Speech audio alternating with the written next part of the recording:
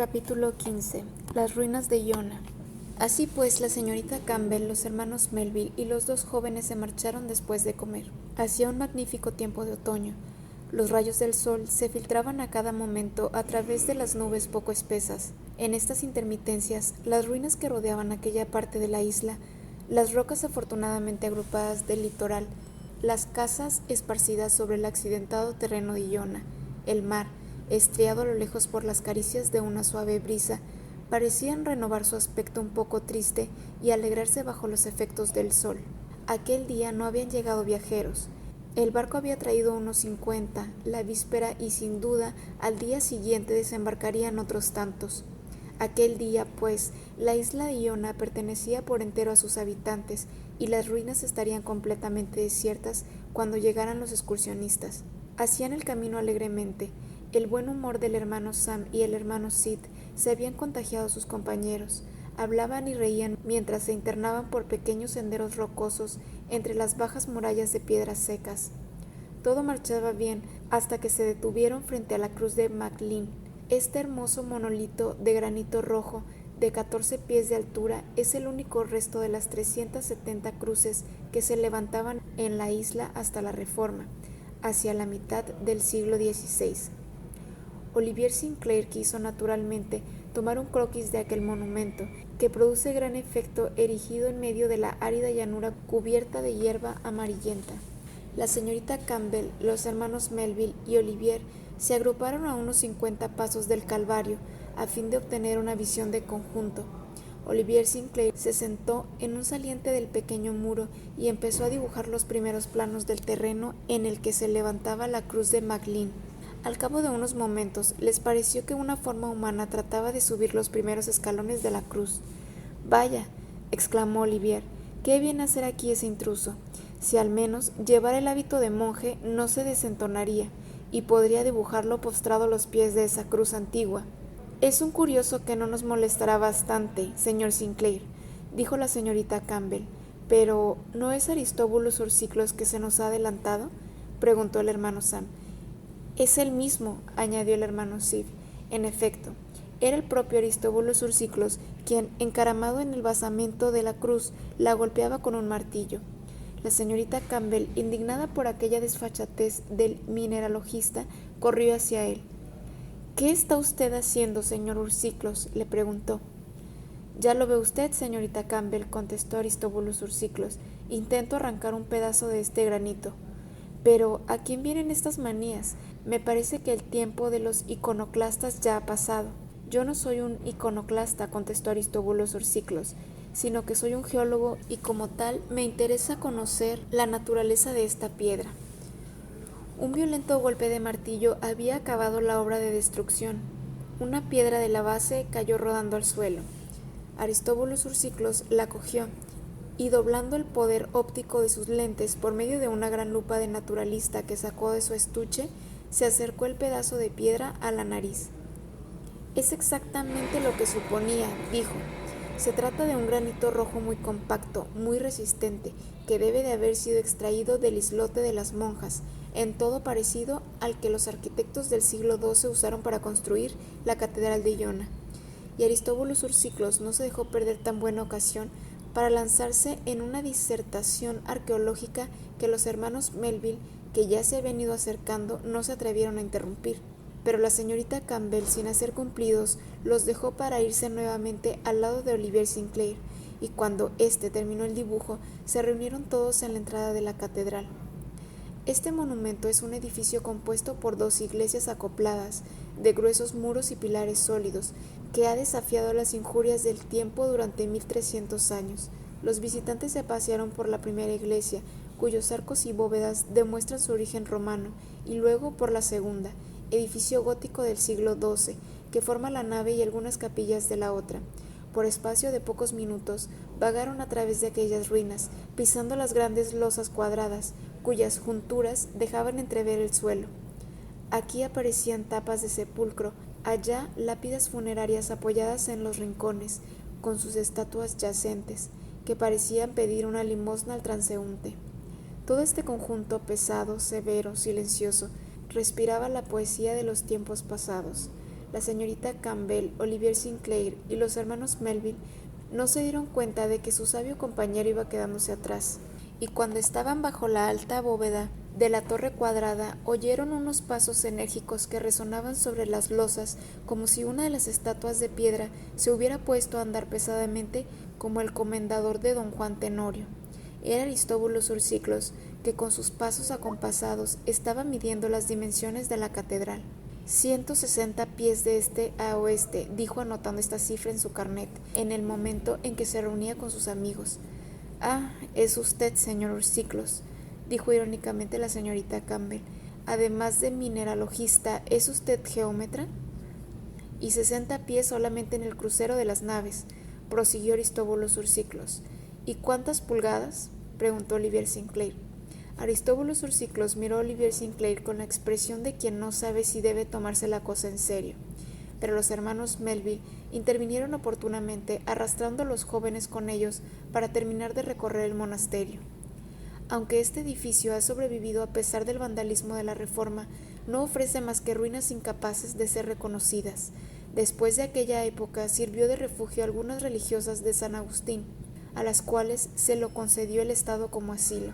En la actualidad no hay más que restos lastimosos de un convento, devastado por las tempestades, que no tiene arcos ni columnas en disposición de resistir los rigores de un clima hiperbóreo. Luego que los visitantes hubieron explorado lo que quedaba del monasterio tan floreciente en otro tiempo, admiraron una capilla mejor conservada, cuyas dimensiones interiores no midió Aristóbulo Urciclos. En dicha capilla, menos antigua o de construcción más sólida que los refectorios y claustros del convento, solo faltaba la techumbre. El coro, que está casi intacto, es un trozo de arquitectura muy celebrado por los entendidos. En la parte oeste de la capilla se encuentra todavía en buen estado la tumba de la que fue última abadesa de la comunidad.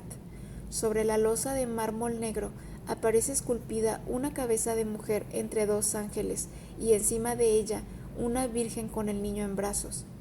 Igual que la Virgen de la Silla y la Madonna de San Sixto, las únicas vírgenes de Rafael que no bajan sus párpados. Esta también nos mira y parece como si sus ojos sonrieran. Este comentario tan oportuno que hizo la señorita Campbell provocó una mueca irónica en los labios de Aristóbulo Urciclos. ¿De dónde ha sacado usted, señorita Campbell?, le dijo, que unos ojos puedan sonreír. Quizá la señorita Campbell tenía deseos de contestarle que, en todo caso, no sería mirándole a él que sus ojos tendrían tal expresión, pero se calló y guardó su respuesta. Es un error muy extendido, prosiguió Aristóbulo Urciclos con énfasis, hablar de la sonrisa de los ojos. Estos órganos de la vista están desprovistos precisamente de toda expresión. Por ejemplo, si tapamos un rostro con una careta, les apuesto a que no podrían ustedes saber si aquel rostro expresa alegría o tristeza. «Ah, sí», contestó el hermano Sam, que parecía tomar interés por aquella lección. «Lo ignoraba», añadió el hermano Sif. «Pues es así», concluyó Aristóbulo Urciclos, «y si tuviera un antifaz». Pero aquel joven erudito no tenía ninguno y no pudo hacerse el experimento para salir de dudas sobre la cuestión. Pero ya la señorita Campbell y Olivier Sinclair habían salido del claustro y se dirigían hacia el cementerio de Iona, aquel sitio de llama de relicario de Oban, en recuerdo del compañero de San Columbano, a quien se debe la edificación de la capilla, cuyas ruinas se levantaron en medio del camposanto. Aquel terreno cubierto de piedras funerarias es muy curioso. Ahí reposan 40 reyes escoceses, 8 virreyes de las Hébridas, 4 virreyes de Irlanda y un rey de Francia, de nombre olvidado, como el de un jefe de tiempos prehistóricos. Entre ellos, en medio de verde hierba, está la tumba del célebre Duncan, rey de Escocia, famoso por la terrible tragedia de Macbeth. ¿Cuántos recuerdos encierra esta necrópolis de Iona? Acuden a mi memoria estos versos de Ossian, que parecen haberse inspirado en estos mismos lugares. Extranjero, estás pisando una tierra cubierta de héroes. Canta alguna vez la gloria de estos muertos célebres, que sus sombras ligeras vengan a alegrarse a tu alrededor. La señorita Campbell y sus compañeros contemplaban las tumbas en silencio. Como no tenían que soportar las enojosas explicaciones de un guía, podían dar rienda suelta a su imaginación poblada de recuerdos legendarios. Me gustaría volver aquí al caer la noche, dijo la señorita Campbell. Me parece que sería una hora más favorable para nuestros recuerdos. Yo vería traer el cuerpo del desdichado Duncan, escucharía las palabras de los sepultureros, tendiéndolo en la tierra consagrada a sus antepasados. ¿No cree usted, señor Sinclair, que la noche sería mucho más a propósito para evocar los duendes que guardan el cementerio real? Sí, señorita Campbell, y creo que no rehusarían acudir a vuestra llamada. ¿Cómo, señorita Campbell? ¿Cree usted en duendes?, exclamó Aristóbulo Sursiclos. Claro que creo en los duendes, como buena escocesa que soy, contestó la señorita Campbell, pero realmente usted sabe bien que todo esto es pura imaginación, que nada existe de tales fantasías. Y si me agrada creer en ellas, contestó la señorita Campbell, excitada por aquella inoportuna contradicción. Sabedlo, gusto mucho de creer en los brownies domésticos que protegen el mobiliario de la casa, en los saoris, cuyos encantos tienden lugar mientras declaman versos rúnicos, en las valquirias, esas vírgenes fatídicas de la mitología escandinava que se llevaban a los guerreros heridos en la batalla, en esas hadas familiares cantadas por nuestro poeta Burns, en aquellos versos inmortales que un verdadero hijo de los Highlands no debe olvidar. En esa noche, las ligeras hadas danzan sobre Casilis Downlands o se encaminan hacia Golsean, a la pálida claridad de la luna, para ir a perderse en las coves, en medio de rocas y arroyuelos. Pero, señorita Campbell, insistió tercamente el estúpido joven, ¿piensa usted que los poetas creen en estas fantasías producto de su imaginación? Claro que sí, señor, contestó Olivier Sinclair. Si no, su poesía sonaría falso, como todo lo que no se hace con profunda convicción. ¿Usted también, caballero?, contestó Aristóbulo Sursiclos. Sabía que era usted pintor, pero no poeta. Es lo mismo, dijo la señorita Campbell. El arte es una sola cosa bajo formas distintas. Ah, no. Es inadmisible. Ustedes no pueden creer en toda esta mitología creada por los cerebros ofuscados de unos viejos bardos, cuyos cerebros trastornados evocan divinidades imaginarias. Señor Ursiclos, exclamó el hermano Sam, herido en su amor propio, no trate usted así a nuestros antepasados que han cantado las glorias de nuestro querido país. Y escúchelos usted, dijo el hermano Sif, evocando citas de sus poemas favoritos. Me gustan los cantos de los bardos, me gusta escuchar los relatos de tiempos pasados, son para mí como la paz de la mañana y el frescor del rocío que humedece las colinas. Cuando el sol no despide más que lánguidos rayos, añadió el hermano Sam, y el lago permanece tranquilo y azulado en el fondo del valle. Sin duda, los dos tíos hubieran continuado sus poesías oceánicas indefinidamente si Aristóbulo Sursiclos no los hubiera interrumpido bruscamente diciéndoles: «Caballeros, ¿han visto alguna vez alguno de estos pretendidos duendes de que hablan con tanto entusiasmo? No. ¿Y pueden verse? Tampoco. ¿No es cierto?» «Está usted en un error, señor», dijo la señorita Campbell, que no habría cedido a su contradictor el cabello de uno solo de sus duendes, y le compadezco por no haberlos visto nunca. Todo el mundo puede verlos surgir por las altas tierras de Escocia, deslizándose por los campos abandonados, elevándose sobre la superficie de los lagos, revoloteando en medio de las tempestades. Y mire usted, este rayo verde que me obstino en perseguir, quién sabe si no es el chal de alguna valquiria, cuyo fleco se arrastra por las aguas del horizonte. «Ah, no», exclamó Aristóbulo Sursiclos, «esto sí que no, y voy a decirle lo que es su famoso rayo verde». «No me lo diga usted, caballero», exclamó la señorita Campbell, «no quiero saberlo». «Pues tiene que saberlo», exclamó Aristóbulo Sursiclos, completamente fuera de sí por aquella discusión que le sacaba de quicio. «Se lo prohíbo». «Pues lo diré a pesar de todo, señorita Campbell. Este último rayo que lanza el sol cuando se va al ocaso en el momento en el que el borde superior de su disco roza el horizonte, sí es verde. Es debido, quizá, a que en el momento en que se atraviesa la superficie del agua se impregna con su color. Cállese, señor Ursiclos, a menos que este verde no suceda naturalmente al rojo del disco desaparecido en el mismo instante, pero del que nuestra retina conserva la imprecisión, porque en óptica el verde es su color complementario. Ay, señor Ursiclo, sus razonamientos científicos. Mis razonamientos, señorita Campbell, están de acuerdo con la naturaleza de las cosas, contestó Aristóbulos Ursiclos, y precisamente me propongo publicar una memoria sobre este tema. Vámonos, tíos, exclamó la señorita Campbell, visiblemente irritada. El señor Ursiclos, con sus explicaciones, acabaría por estropear totalmente mi rayo verde. Entonces intervino Olivier Sinclair. Señor Ursiclos, le dijo, creo que su memoria sobre el rayo verde será de lo más curioso, pero permíteme que le proponga otro tema, seguramente más interesante todavía. ¿Cuál, señor Sinclair? Preguntó Aristóbulos Ursiclos con aire retador. Usted debe ignorar, caballero, que algunos sabios han tratado científicamente esta cuestión tan palpitante, de la influencia de las colas de los peces en las ondulaciones del mar. Bueno, pues aquí tiene usted otra que recomiendo muy especialmente a sus sabias meditaciones, de la influencia de los instrumentos de viento en la formación de las tempestades. Capítulo 16. 2 disparos. Al día siguiente y durante los primeros días de septiembre que siguieron, Aristóbulos Ursiclos no dio señales de vida. Se habría marchado de Iona con el barco de turistas después de haber comprendido que perdía el tiempo cortejando a la señorita Campbell. Nadie podía decirlo. En todo caso, hacía bien en no aparecer.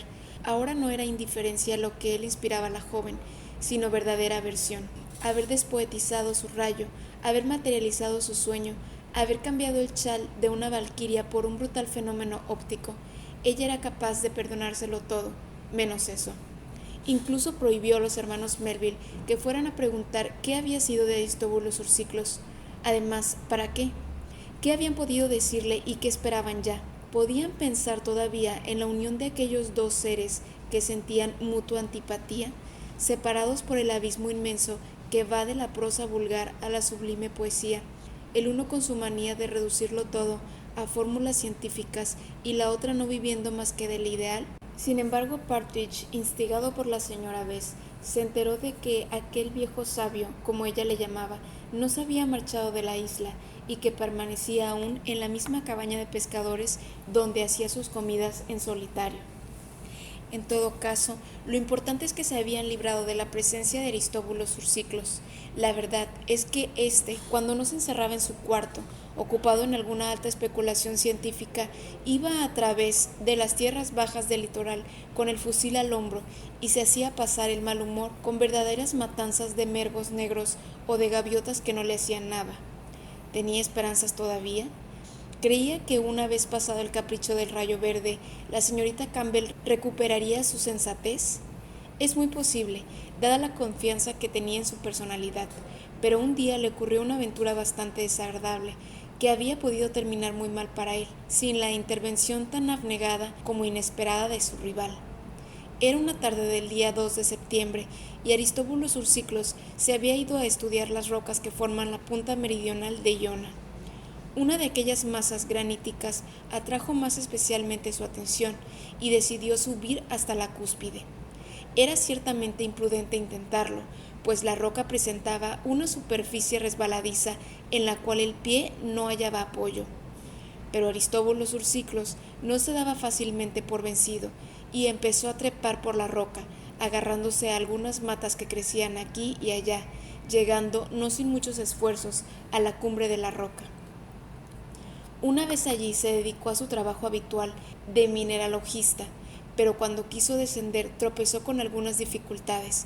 En efecto, después de haber buscado la parte más conveniente para dejarse resbalar, se arriesgó, pero en ese momento le falló el pie y bajó sin poder parar, y hubiera ido a caer en medio de las olas que rompían en los escollos, si no lo hubiera retenido un viejo tronco en su caída.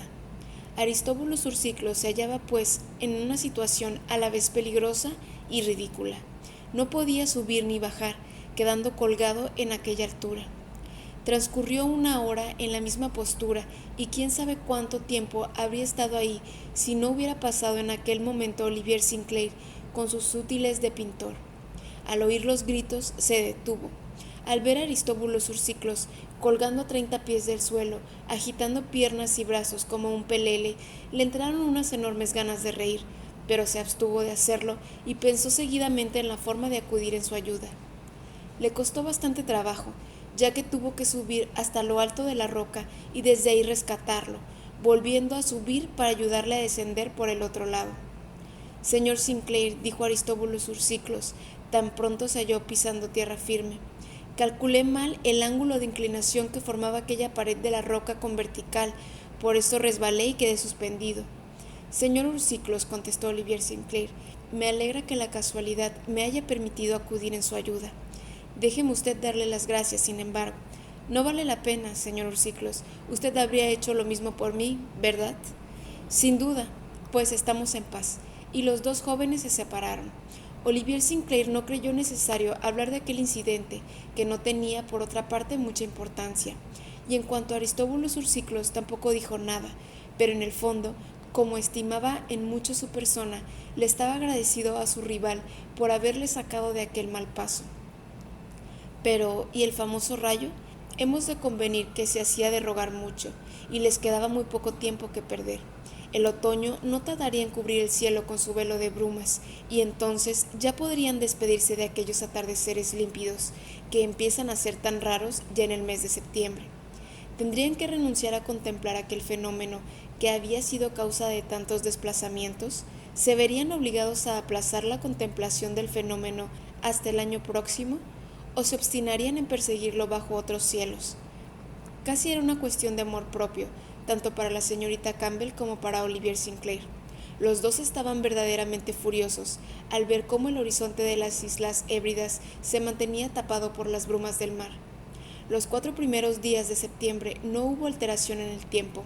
Cada tarde, la señorita Campbell, Olivier Sinclair, el hermano Sam y el hermano Sif, con Bessie Partridge, sentados sobre cualquier roca bañada por las ondulaciones de la marea, asistían consensudamente a la puesta de sol, ante admirables fondos de luz, más espléndidos sin duda que si la pureza del cielo hubiera sido perfecta.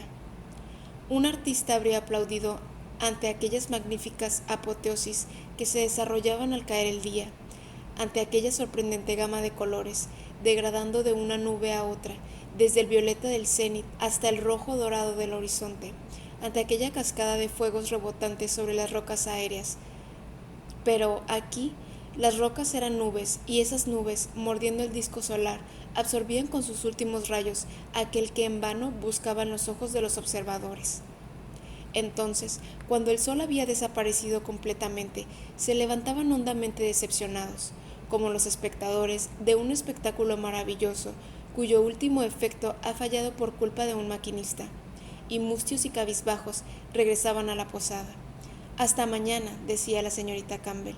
Hasta mañana, contestaban sus dos tíos. Tenemos el presentimiento de que mañana. Pero todas las noches los hermanos Melville tenían un presentimiento que no se realizaba nunca. Por fin el día 5 de septiembre amaneció con un tiempo magnífico. Las brumas de levante se esfumaron a los primeros rayos de sol. El barómetro subió, marcando buen tiempo fijo. Ya no era tan fuerte el calor para que el cielo se impregnara de aquel vaho tembloroso de los abrasores días de verano.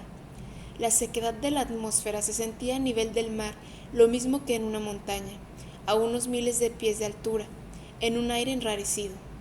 No hay que decir con qué ansiedad todos nuestros amigos siguieron las fases de aquel día, con qué palpitaciones observaban el cielo, temiendo ver alguna nube por el espacio, con qué angustia contemplaron el curso de la trayectoria del sol cada minuto que pasaba. Afortunadamente soplaba la parte de tierra una brisa ligera pero continua, la cual, al pasar por las montañas del este, deslizándose sobre la superficie de praderas dilatadas, no se cargaba con aquellas húmedas moléculas que desprenden las vastas extensiones de agua y que son conducidas por los vientos al caer la tarde. Qué largo fue aquel día para la señorita Campbell. Estaba tan nerviosa que no podía permanecer quieta en ningún sitio. Olivier Sinclair también iba y venía por las cimas de la isla, buscando un horizonte más extenso. Los dos tíos acabaron el rapé de la tabaquera y Partridge, consciente de sus deberes, permanecía en la actitud de un guardabosque dedicado a la vigilancia de la llanura celeste.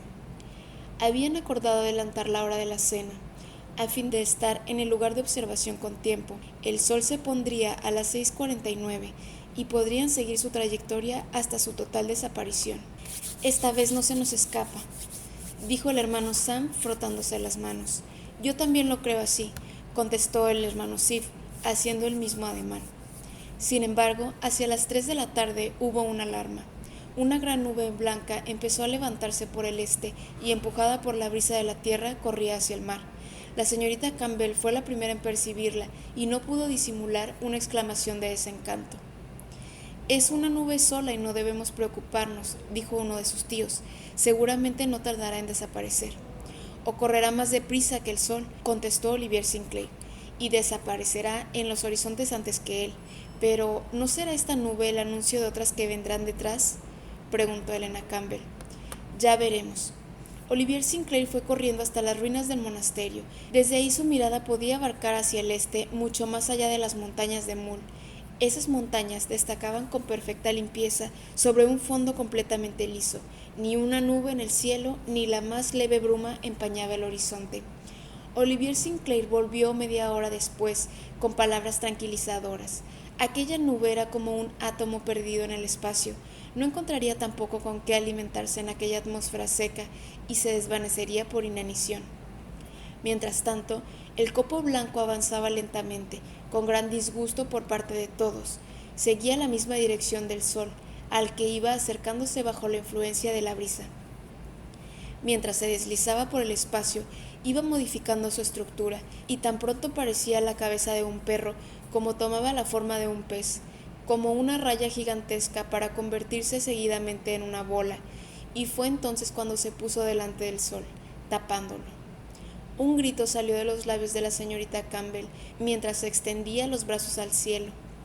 El sol, cubierto totalmente por la nube, no dejaba escapar ni un rayo de luz, y la isla de Iona se vio invadida por la sombra, pero pronto el sol reapareció con todo su brillo. La nube pasó deslizándose hacia el horizonte, aunque antes de llegar se fue desvaneciendo como órbita por el azul del cielo. «Por fin ha desaparecido», exclamó la muchacha. «Ojalá no aparezca otra». «No, tranquilícese usted, señorita Campbell», le contestó Olivier Sinclair. «Si esta nube ha desaparecido, significa que no ha encontrado más vapor en la atmósfera, y es porque todo el espacio hacia el oeste es de una pureza absoluta». A las 6 de la tarde, los observadores agrupados en un lugar bien descubierto ocupaban ya su sitio de observación. Este había sido escogido en el extremo septentrional de la isla, sobre la cresta superior de la colina del Abate. Desde aquella altura, la mirada podía abarcar circularmente por el este toda la parte elevada de la isla de Moule. Al norte, el islote de Estafa parecía como una enorme concha de tortuga, y por el oeste, sudoeste y noroeste se extendía toda la inmensidad del mar. El sol bajaba rápidamente en su trayectoria oblicua. La línea del horizonte se dibujaba como una raya oscura, mientras que, por el lado opuesto, todas las ventanas de las casas de Iona parecían inflamadas por los reflejos de un incendio, cuyas llamas eran de oro. La señorita Campbell, Olivier Sinclair, los hermanos Melville, la señora Bess y Partridge estaban sentados muy serios y silenciosos, emocionados por tan bello espectáculo. Miraban el disco solar con los ojos medio cerrados y comprobaban satisfechos que no había la más ligera bruma en el horizonte. «Estoy seguro de que esta vez no se nos escapa», volvió a decir el hermano Sam. «Yo también», contestó el hermano Sif. «Silencio, tíos», exclamó la señorita Campbell. Los dos se callaron y contuvieron su respiración, como si temieran que se condensara formando una leve nube capaz de velar el disco del sol. El astro acababa de rozar el horizonte con su borde inferior e iba hundiéndose lentamente detrás de él. Todos seguían con la vista sus últimos rayos. Así espiaba Aragó, instalado en los desiertos de Palma, en la costa de España, la señal de fuego que debía aparecer en la cúspide de la isla de Ibiza y que le permitiría cerrar el último triángulo de su meridiano. Por fin, solo quedaba un pequeño segmento del arco superior sobresaliendo por encima del horizonte. Antes de 15 segundos, el rayo supremo iba a aparecer en el espacio y todos los ojos estaban a punto de recibir la impresión de aquel rayo verde maravilloso. De pronto, resonaron 2 disparos en medio de las rocas del litoral, por encima de la colina. Una ligera humareda se levantó por el aire, en medio de una nube de aves marinas espantadas por los disparos intempestivos. La nube subió recta cielo arriba, interponiéndose como un telón entre el horizonte y la isla, pasando por delante del astro en el mismo momento en que éste lanzaba sobre la superficie del mar sus últimos rayos de luz. En aquel instante apareció por la punta del acantilado, con su fusil todavía humeante en la mano, y siguiendo con la mirada el vuelo de los pájaros, el inevitable Aristóbulo Surciclos. «Ah, esto ya es demasiado», exclamó el hermano Sif. «Verdaderamente es demasiado», corroboró el hermano Sam. «Tenía que haberlo dejado colgado en la roca», se dijo Olivier Sinclair. «Al menos aún estaría ahí». La señorita Campbell, con los labios apretados y la mirada baja, no pronunció ni una palabra. Una vez más, y por culpa de Aristóbulo Surciclos, se le había escapado el rayo verde. Capítulo 17. A bordo del Clorinda. Al día siguiente, desde las 6 de la mañana, un bonito yate de 45 a 50 toneladas, el Clorinda, zarpaba del puertecito de Iona y, empujado por una ligera brisa del noroeste, surcaba las aguas de alta mar. El Clorinda llevaba a bordo a la señorita Campbell, a Olivier Sinclair, al hermano Sam, al hermano Sif, a la señora Bess y a Partridge. Inútil decir que el inoportuno Aristóbulo Surciclos no se contaba entre los pasajeros. He aquí lo que se había acordado y realizado inmediatamente después de la aventura de la víspera. Al descender de la colina del abate para volver a la posada, la señorita Campbell había dicho secamente: «Tíos, ya que el señor Aristóbulo Surciclos pretende quedarse en Iona, nosotros dejaremos todo Iona al señor Urciclos, primero en Oban, luego aquí. Siempre por su culpa no hemos podido observar el rayo verde. No quiero permanecer ni un día más en el lugar donde este intrometido tenga el privilegio de ejercer sus torpezas». Los hermanos Melville no tuvieron nada que decir a aquella propuesta formulada tan categóricamente. Ellos también compartían el descontento general y maldecían a Aristóbulo Surciclos. Decididamente, la situación de su pretendiente estaba muy comprometida. Nada podía devolverle ya a la señorita Campbell. Tenían que renunciar de una vez, para siempre, al cumplimiento de un proyecto completamente irrealizable. «Bien mirado», decía el hermano Sam al hermano Sif, a quien llamó aparte. «Las promesas imprudentemente formuladas no son esposas de hierro». En otros términos, nadie puede considerarse obligado por un juramento temerario, y el hermano Sif, con un enérgico ademán, manifestó que estaba de acuerdo con aquel refrán escocés. En el momento en que se dieron las buenas noches en la puerta de la posada, la señorita Campbell dijo: «Partiremos mañana mismo, no me quedaré aquí ni un día más». «De acuerdo, querida Elena», contestó el hermano Sam, «¿pero a dónde iremos?» «Allí donde estemos seguros de no encontrarnos con el señor Urciclos. Por lo tanto, conviene que nadie sepa ni que nos marchamos de la isla ni hacia dónde nos dirigimos». «De acuerdo», contestó el hermano Sif, «pero ¿cómo saldremos de aquí y hacia dónde iremos?» «¿Cómo?», exclamó la señorita Campbell.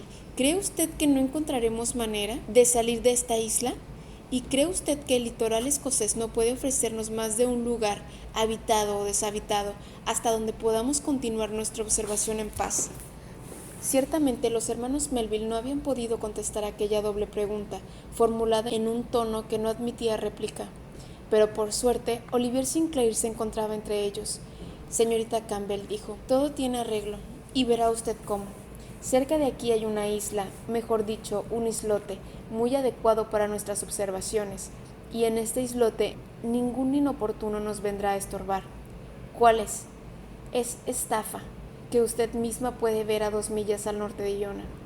«¿Hay manera de vivir ahí y posibilidades de ir?», preguntó la señorita Campbell. «Sí», contestó Olivier Sinclair, «y con mucha facilidad. En el puerto de Iona he visto uno de esos yates que siempre están a punto de zarpar, al igual que se encuentran en todos los puertos ingleses en la temporada de verano. El capitán y toda la tripulación están a la disposición del primer turista que desee utilizar sus servicios. Pues bien, ¿quién nos impide alquilar este yate, embarcar provisiones para 15 días, ya que en Estafa no hallaremos, y marcharnos mañana mismo al despuntar el día?» «Señor Sinclair», contestó la señorita Campbell, «si mañana podemos salir secretamente de esta isla, crea usted que le quedaré eternamente agradecida». «Mañana, antes del mediodía, llegaremos a Estafa, por poco que se levante la brisa», contestó Olivier Sinclair, «y salvo durante la visita de los turistas, que dura apenas 1 hora y tiene lugar 2 veces por semana, estaremos completamente solos sin que nadie nos estorbe». Siguiendo su costumbre, los hermanos Melville empezaron a llamar al ama de llaves con la serie de apelativos de consuetud: «Bet, Bet, Bess, Betsy, Betty». La señora Bess compareció inmediatamente. Nos marcharemos mañana mismo, dijo el hermano Sam. Mañana al amanecer, añadió el hermano Sif. Después de esto, la señora Bessie Partridge, sin preguntar más, se ocuparon enseguida de los preparativos de la partida. Entretanto, Olivier Sinclair se dirigió hacia el puerto para contratar los servicios de John Olduk. John Olduk era el capitán de Clorinda, un verdadero marino, vestido con la chaqueta con botones dorados y los pantalones de gruesa tela azul, tocado con la tradicional gorra con trencilla dorada, que rápidamente llegó a un acuerdo para el viaje. La tripulación la componían 6 marineros que en invierno se dedicaban a la pesca y que en verano ofrecían sus servicios a los turistas. A las 6 de la mañana, pues, los pasajeros embarcaron a bordo del Clorinda, sin haber dicho a nadie el rumbo que tomaría el yate. Habían hecho buena provisión de víveres, carne fresca y en conserva, así como de toda clase de bebidas. Además de esto, el cocinero del Clorinda tenía siempre el recurso de tomar provisiones del vapor que hace servicio regularmente entre Oban y Estafa. Desde el amanecer se encontraba la señorita Campbell en posesión de un lindo y cómodo aposento instalado a popa del yate. Los dos hermanos ocupaban los catres de la main cabin, más allá del salón, establecida en la parte más ancha del reducido buque. Olivier Sinclair se acomodó en un camarote dispuesto detrás de la escalera que conducía al salón. A los 2 lados del comedor, cruzado de arriba a abajo por el pie del palo mayor, la señora Bess y Partridge disponían de 2 catres, uno a derecha y otro a izquierda de la antecocina y de la cámara del capitán. Más allá, a proa, estaban la cocina y el cuarto del cocinero y el sitio destinado a la tripulación, con hamacas para 6 hombres. Nada faltaba en aquel precioso yate, construido por Ratsey de Cowes. Con buen mar y buena brisa siempre habían obtenido buenos puestos en las regatas del Royal Thames Shunt Club. Es indescriptible la alegría que experimentaron todos cuando el Clorinda, después de elevar el ancla convenientemente aparejado, comenzó a navegar merced al impulso del viento recogido por su vela mayor, su cangreja, su foque y su petifoque. Inclinóse graciosamente el barco sobre el costado de babor sin que su blanco puente de pino del Canadá se mojara con una sola gota de espuma de las olas que hendía el branque, cortado perpendicularmente a la línea de agua. La distancia que separa a estas dos pequeñas hébridas, Iona y Estafa, es muy corta. Con viento favorable habrían sido suficiente 20 o 25 minutos para hacer el recorrido. Pero en aquel momento el aire estaba en calma y, además, la marea iba bajando. Pero poco le importaba esto a la señorita Campbell. Lo principal era que el Clorinda zarpase y perdiesen de vista la isla de Iona, con la detestada imagen de aquel aguafiestas del cual Elena quería olvidar incluso el nombre. Así se lo decía francamente a sus tíos, concluyendo: «No tengo razón, papá Sam». «Tienes toda la razón, querida Elena». «¿Y mamá Sif no me aprueba también?» «Completamente». Entonces, añadió ella dando un beso a cada uno, hemos de reconocer que los tíos que querían darme un marido semejante no habían tenido una buena idea, y los dos lo reconocieron. En resumen, fue una travesía muy agradable, cuyo único defecto fue el ser demasiado corta. ¿Quién les impedía prolongarla si querían? Pero no, habían convenido en ir a Estafa y el capitán tomó sus disposiciones para fondear en el islote a la subida de la marea. Hacia las 8 tomaron su primera comida compuesta de té y emparedados, que fue servida en el comedor del Clorinda. Los comensales, llenos de buen humor, celebraron con alegría aquella frugal comida sin acordarse de los suculentos platos de la posada de Iona. Ingratos. Cuando la señorita Campbell subió al puente del yate, había virado de bordo, cambiado las amuras.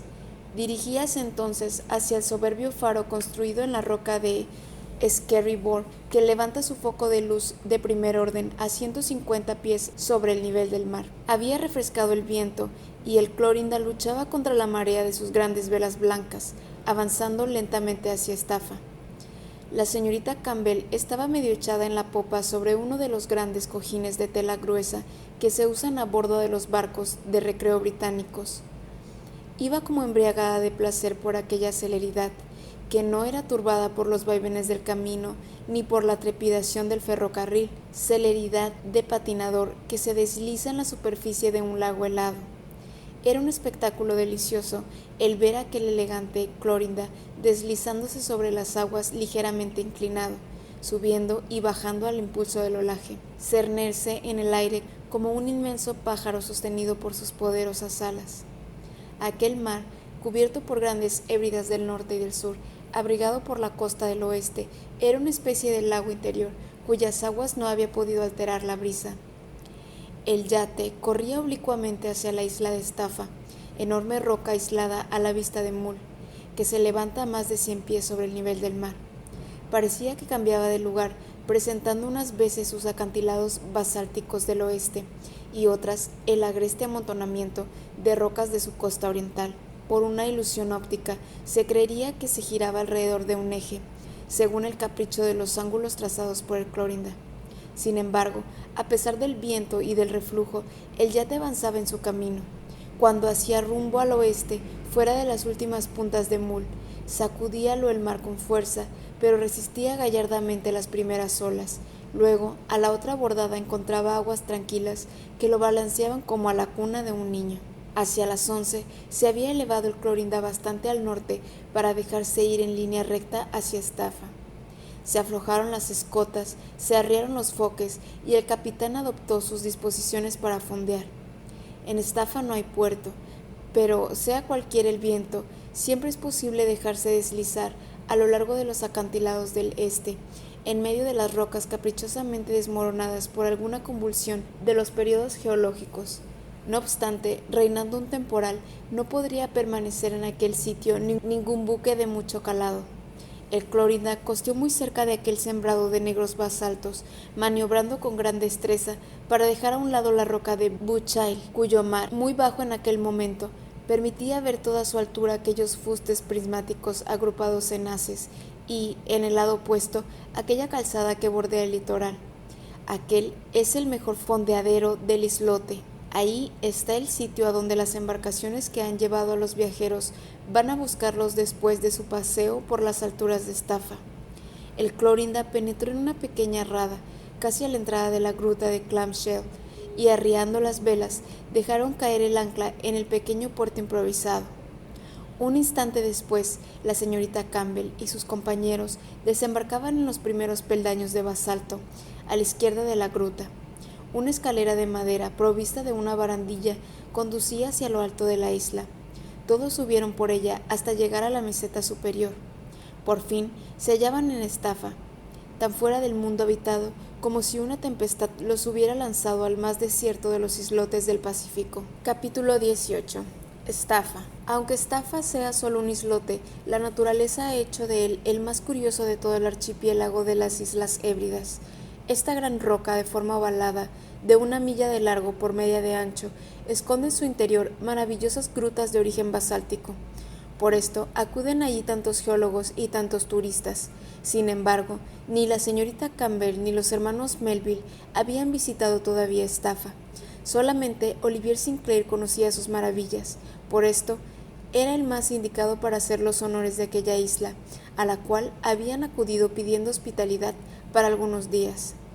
La roca está formada por la cristalización de un enorme núcleo de basalto que se fijó allí en los primeros periodos de formación de la corteza terrestre en fecha remotísima. En efecto, según las observaciones de Helmholtz, de acuerdo con los experimentos de Bischoff acerca del enfriamiento del basalto, que necesita 2000 grados para fundirse, ha durado aquel enfriamiento un periodo de 350 millones de años. Dedúcese de esto que la solidificación del globo, después de pasar del estado gaseoso al estado líquido, empezó a verificarse en una época fabulosamente apartada de la actual. Si Aristóbulo Ursiclos se hubiera hallado ahí, habría encontrado la manera de colocar una disertación sobre los fenómenos de la historia geológica, pero estaban muy lejos. La señorita Campbell no pensaba más en él. Como decía el hermano Sam al hermano Sif, no despertemos al gato cuando duerme. Todos contemplaron el panorama y luego se contemplaron mutuamente. Lo primero que conviene hacer, dijo Olivier Sinclair, es tomar posesión de nuestra nueva residencia, sin olvidarnos del motivo que nos ha traído aquí, contestó sonriendo la señorita Campbell. Sin olvidarlo, ya lo creo, exclamó Olivier Sinclair. Vamos a buscar un lugar de observación y ver el horizonte del mar que se descubre al oeste de nuestra isla. Vamos allá, contestó la señorita Campbell, pero me parece que el tiempo está un poco cubierto hoy y no creo que la puesta del sol se verifique en condiciones favorables. Esperaremos, señorita Campbell, esperaremos, si es necesario, hasta los temporales del equinoccio. Sí, esperaremos, contestaron los hermanos Melville, mientras Helena no nos ordene partir. Oh, no tengo prisa, tíos, contestó riendo la muchacha, feliz desde que había salido de Iona. No, no tengo prisa. La situación de este islote es encantadora. No me desagradaría vivir en una casa construida en medio de este verde prado, suave como una alfombra, incluso durante las tempestades. Murmuró el tío Sif, las tempestades deben ser terribles en esta parte del océano.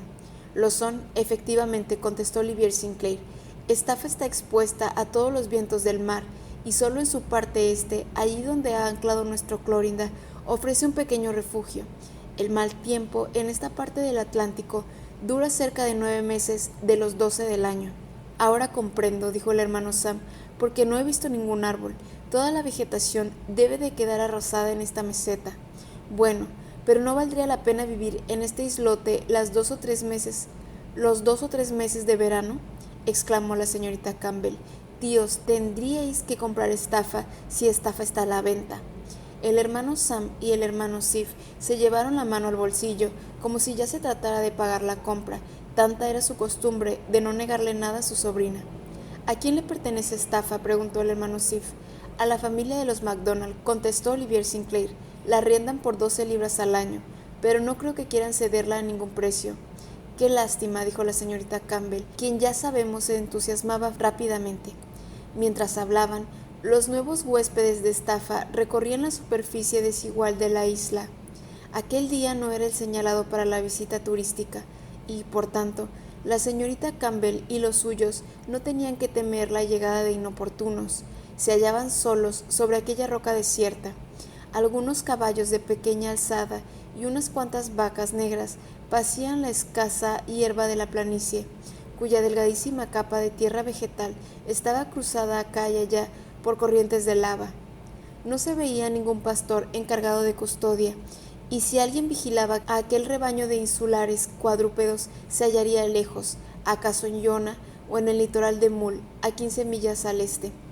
No había ninguna casa, solamente los restos de una choza arrasada por innumerables tempestades que se desencadenan del equinoccio de septiembre al equinoccio de marzo.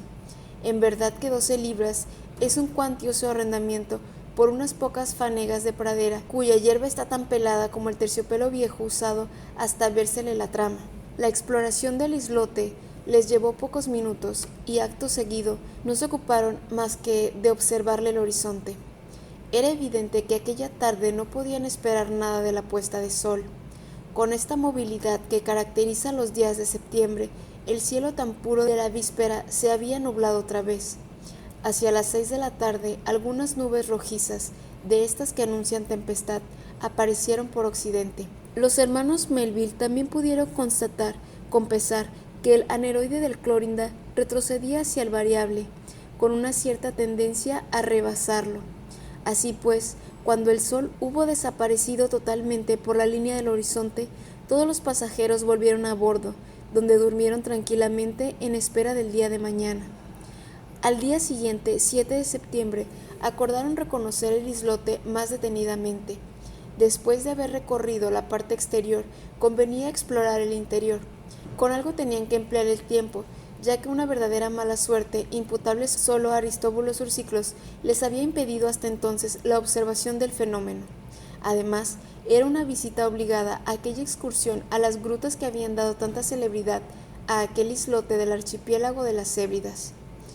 Aquel día lo dedicaron a explorar primero la gruta de Clamshell, delante de la cual había fondeado el yate.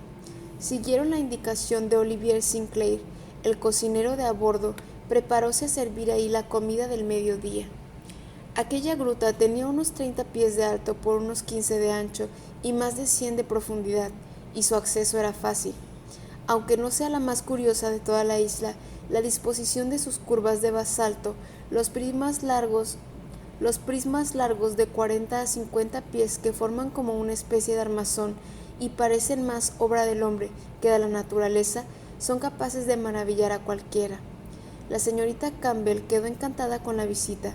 Olivier Sinclair le hacía admirar la belleza de la gruta, sin duda de modo menos científico que lo hubiera hecho Aristóbulo Ursiclos, pero ciertamente con mucho más sentido artístico. «Quisiera llevarme un recuerdo de nuestra visita a Clamshell», dijo la señorita Campbell. «Nada más fácil», contestó Olivier Sinclair, y con 4 rasgos dibujó un croquis a lápiz de aquella gruta, tomado desde la roca que surge al extremo de la arcada de basalto. La boca de la cueva, el aspecto del enorme mamífero marino, reducido al estado de esqueleto que sus paredes simulan, la escalera que sube hasta la cima del islote, el agua tan tranquila y tan pura en la entrada, y bajo la cual se dibuja la inmensa cimentación basáltica, todo fue trasladado a la página del álbum con gran talento y mucho arte. Al pie del dibujo, el artista escribió: Olivier Sinclair a la señorita Campbell, Estafa, 7 de septiembre de 1881. Después de comer, el capitán John Olduk hizo preparar la mayor de las chalupas del Clorinda, donde subieron todos los pasajeros para dar la vuelta al pintoresco litoral de la isla y visitar la gruta del barco, llamada así porque el mar entra hasta su interior y no puede visitarse a pie enjuto. Esta gruta se halla situada en la parte sudoeste del islote. Aunque la marejada no es fuerte, es peligroso entrar en ella, pues las aguas se agitan con violencia. Pero aquel día, y a pesar de que el cielo estaba amenazador, no refrescó el viento y la exploración pudo hacerse sin peligro. En el momento en que la chalupa del Clorinda llegaba ante la profunda caverna, el vapor cargado de turistas de Oban venía a fondear delante de la isla.